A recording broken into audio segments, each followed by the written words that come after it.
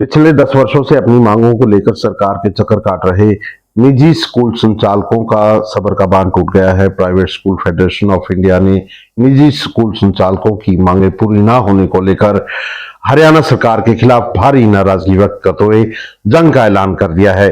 Private school federation of India के राष्ट्रीय अध्यक्ष डॉक्टर कुलभूषण शर्मा ने आज विशेष रूप से एक भेंट वार्ता में अपने बयान देते हुए कहा कि वह लगातार पिछले 10 वर्षों से हरियाणा सरकार से अपनी विभिन्न मांगों को लेकर कई बार हरियाणा के मुख्यमंत्रियों से मिलते रहे हैं और इसके साथ साथ संबंधित शिक्षा मंत्रियों और शिक्षा विभाग के उच्च अधिकारियों से भी कई बार वार्तालाप कर चुके हैं, लेकिन हर बार वार्तालाप असफल रही। उनका कहना है कि राइट टू एजुकेशन के तहत जिन बच्चों को प्राइवेट स्कूलों में शिक्षित किया जा रहा है, उनकी एवज में सरकार की ओर से अनुदान राशि की एक फूटी कौड़ी नहीं दी गई। आज यह राशि इतनी बढ़ चुकी है कि सरकार देने को तैयार नहीं है। उन्होंने इसके अलावा भी करीब 25 मांगों को लेकर आज अपना रोष व्यक्त करते हुए हरियाणा सरकार के खिलाफ 10 अगस्त को आंदोलन का ऐलान करने की बात कही है। आइए जानते हैं डॉक्टर कुलभूषण शर्मा ने अपने बयान में हरियाणा सरकार को अल्टीमेटम देते हुए और क्या कुछ कहा। 10 अगस्त को हम प्राइवेट स्कूल संचालकों की तरफ से एक भयंकर आक्रोश रैली जो है वो करने जा रहे हैं, क्योंकि बीजेपी के शासन को 10 साल के करीब होने जा रहे हैं और हम करीब 22 से 25 तकलीफ़ों से गुजर रहे हैं और उन तकलीफ़ों का कहीं पर भी समाधान नहीं हो रहा, कहीं पर भी वो ख़त्म नहीं हो रही। और हम लगातार प्रशासन से और सरकार से ये बात उठा रहे हैं कि इन तकलीफ़ों को दूर किया जाए, प्राइवेट स्कूलों को राहत दी जाए और सारी जो मांगें हैं वो तर्कसंगत हैं, लॉजिकल हैं और सही है। लेकिन सरकार की तरफ से कोई पॉजिटिव रिस्पांस नहीं आ रहा, इसलिए हमने एक अल्टीमेटम दिया है कि 10 अगस्त तक हमारी मांगों को सुना जाए और हमारे दरवाजे हमारे भी खुले हैं और सरकार हमें बुलाती है तो हम भी जाने को तैयार हैं।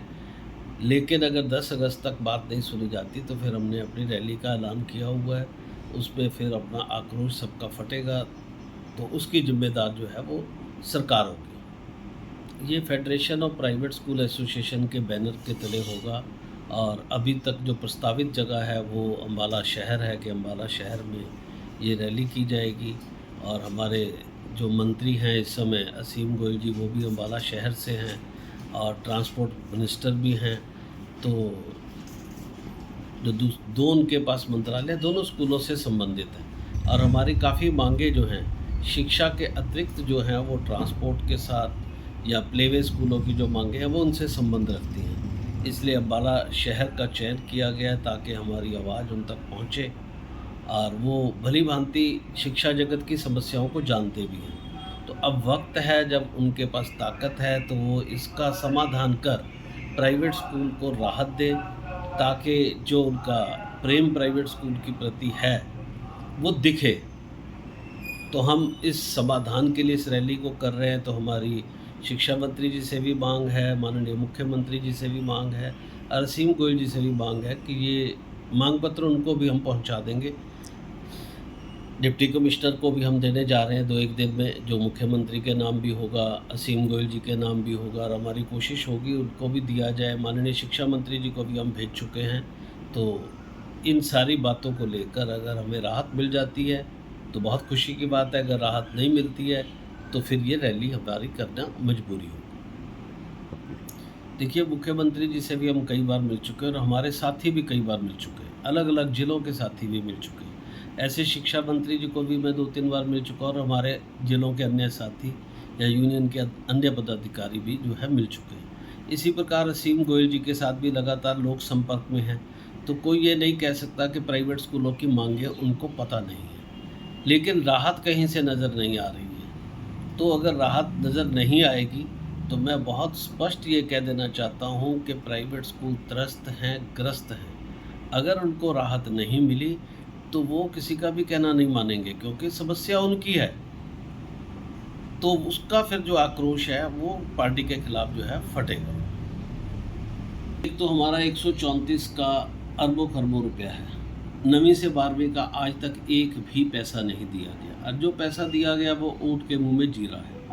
हम नियमानुसार भुगतान चाहते हैं, और नवी बारी का भी भुगतान चाहते हैं। ऐसे ही हमारी बसों से संबंधित मांगे हैं कि कोविड में 2 साल बसें खड़ी रहीं तो उनकी 2 साल लाइफ जो है वो बढ़ाई जाए। दूसरा हमारी ये मांग है कि बसें सुरक्षित वाहन पॉलिसी पे भी हमने सुझाव दिए हैं कि बसों में बच्चों का आना जाना बहुत महंगा हो रहा है। ये एक स्कूल एजुकेशन से जुड़ा हुआ मामला नहीं है। बच्चे शिक्षार्थी हैं, पहले तो यात्री नहीं हैं, उन पे पैसेंजर टैक्स लगा हुआ है, वो माफ़ होना चाहिए। और दूसरा, बस एक सुविधा है क्योंकि आजकल ज़्यादातर माँ-बाप जो है वो वर्किंग हैं, तो वो बच्चों को उनके घर से स्कूल लाने का काम करती है, नंबर 1। दूसरा, नियमों की वजह से स्कूल दूर-दूर खुल गए, तो वो बच्चों को स्कूल पहुंचाने का काम करती हैं। तो ऐसे पे उन पे पैसेंजर टैक्स लगाना अनुचित है। और हमारी ये भी मांग है कि उन पर जो स्टेट गवर्नमेंट के टैक्स है वो भी वापस लिए जाए, जो सेंट्रल गवर्नमेंट के जीएसटी है वो भी वापस लिया जाए, ताकि बच्चे स्कूल जो है कम पैसे पर पहुंच सके, उनको कम पैसे पर स्कूल पहुंचने की सुविधा मिले। तो ये मांग भी हमने जो है माननीय या हमारे ट्रांसपोर्ट मिनिस्टर से है, हरियाणा सरकार से है। और तीसरा जो है, एनसीआर, कोई इलाके एनसीआर घोषित कर दिया गया और बसों की लाइफ वहाँ 10 साल कर दी गई है। जब 10 साल उसकी लाइफ है, 2-2.5 साल कोविड में चले गए, यानी आप 3 साल समझ लीजिए कि 3 साल के करीब टाइम जो है कोविड के कारण जो है बसें खड़ी रही 2.5 साल के करीब। अब बस की लाइफ कितनी रहेगी वहाँ पर? 7 साल, और 7 के ही डिस्ट्रिक्ट में 15 साल की लाइफ है। तो ये भी यार, एनसीआर की कौन सी फैसिलिटीज़ हैं उन जिलों के अंदर? जींद में कौन सी फैसिलिटी है, सरकार बताए। तो इनको जो है कैंसिल किया जाए एनसीआर का इलाका, और वहाँ पर बसों की लाइफ 15 साल की जाए।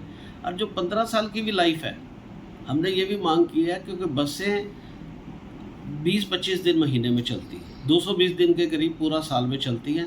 तो इनको जो है सालों में न डाल के किलोमीटर्स में डाला जाए। अगर सालों में डालना चाहते हैं तो फिर 20 साल कम से कम जो है स्कूल बस का होना चाहिए। तो ये तो बसों की मांग है। ऐसे स्कूल की एसएलसी का मामला है। आज हम कमेटी का कोई टैक्स नहीं देते हैं, हमने 3 साल टैक्स नहीं दिए। क्या कमेटी हमें न्यू ड्यू सर्टिफिकेट देती है? किसी कीमत पे नहीं देगी। अगर हम किसी भी सरकारी विभाग का, चाहे बिजली डिपार्टमेंट है, उसके अगर हम बिल नहीं देंगे तो क्या वो हमें माफ़ कर देंगे? अब हमें कहते हैं कि आप 1 महीने या 2 महीने से ज़्यादा एसएलसी के अगेंस्ट पैसे नहीं ले सकते। क्यों भाई? अगर किसी ने 6 महीने पढ़ाया है तो 6 महीने की फीस लेने का अधिकार स्कूल को होना चाहिए। स्कूल की अर्थव्यवस्था किससे चलती है? पैसे से। और उसकी आय का स्रोत क्या है? सिर्फ पैसा। अब प्राइवेट स्कूल का चयन पेरेंट खुद करता है, तो जब वो चयन करता है तो उसको जिम्मेदारी निभानी चाहिए कि वो पैसे दे। लेकिन सरकार बीच में अपने वोट बैंक के लिए खड़ी हो जाती है और सिर्फ प्राइवेट स्कूलों को इग्नोर किया जा रहा है। वो भी मान्यता प्राप्त है, यानी सरकार का एक अंग है। जब सरकार के बाकी विभाग अपने सारे ड्यूज़ लेने के लिए आज़ाद है, तो ये जो मान्यता प्राप्त उनके स्कूल हैं, जो उन्होंने ही मान्यता दी है, उनको ये अधिकार क्यों नहीं है? ये हमारी एक मांग है। ऐसे ही ये कहते हैं कि 10 साल के बाद आपके स्कूल जो है रिन्यूअल कराइए। भाई, जब स्थायी मान्यता मिली हुई है तो रिन्यूअल का क्या मतलब? स्थायी मान्यता, फिर उसका मतलब ही नहीं है स्थायी मान्यता का। और उसके बाद जब नियम में रिव्यू लिखा हुआ है तो आप रिन्यू करने के लिए कैसे कह रहे हैं? तो ऐसी बहुत सारी प्राइवेट स्कूलों की और भी जो है मांगे हैं, जिनका बहुत ही सरल उपाय है। तो हमसे सरकार को 22 से 25 मांगे जो है भेजी हुई हैं, जिससे प्राइवेट स्कूलों का संचालन सही हो सके, उनकी गुणवत्ता बढ़ सके। अब एक और हमारी बहुत प्रमुख मांग रही है भाटिया जी, स्कूल आज 15 से 18-22% पे लोन ले रहे हैं, क्योंकि स्कूल को कोई लोन नहीं देता। तो जो छोटे स्कूल हैं या बड़े स्कूल हैं, कर्जे में दबे हुए हैं। मैंने हमेशा मांग की है, स्कूल फाइनेंस कॉरपोरेशन गवर्नमेंट को बनानी चाहिए, क्योंकि बच्चे प्रदेश और देश का आधार है। अगर बच्चे ही अच्छी शिक्षा नहीं ले पाएंगे या शिक्षा ही नहीं ले पाएंगे अपनी मनपसंद की, दोनों बातें, कि वो मनपसंद की शिक्षा लेना चाहते हैं और वो नहीं ले पा रहे, या उनको गुणात्मक शिक्षा नहीं मिल रही, तो इसमें जो भेदभाव हो रहा है, सरकार को एक स्कूल फाइनेंस कॉरपोरेशन बनानी चाहिए। जो अच्छे स्कूल चल रहे हैं और उनमें अगर धन का अभाव है तो वो उनको धन से भी मदद करे कम रेट पर। 10 से 12% के बीच में सरकार फाइनेंस कॉरपोरेशन बनाकर लोन दे, ताकि जो लोग ऐसे जो पहले सूदखोर लोन दिया करते थे 18-20%, वो प्रचलन आज भी चल रहा है। अब प्राइवेट स्कूल उस पर दबे हुए हैं। तो हमारी ये भी मांग है कि एक स्कूल फाइनेंस कॉरपोरेशन भी बने, और उसके लिए धन का उपाय भी हम बताने को तैयार हैं कि सरकार पे कोई आर्थिक बोझ नहीं पड़ेगा। लेकिन सरकार को बैठकर बात करनी पड़ेगी, प्राइवेट स्कूलों को सहयोगी मानना पड़ेगा, क्योंकि 50% से ज़्यादा बच्चों को हम शिक्षा दे रहे हैं। अगर आप हमें सहयोगी नहीं मानेंगे, जब वोट की बात आती है तो कभी क्या सरकार कहती है मुझे प्राइवेट स्कूल के टीचर्स की वोट नहीं चाहिए, प्राइवेट स्कूल्स के एम्प्लॉइज़ की वोट नहीं चाहिए? वोट तो चाहिए, लेकिन पेरेंट अगर बच्चे को प्राइवेट स्कूल में डालता है, उसके लिए उनके पास कोई स्कीम नहीं है मदद करने की।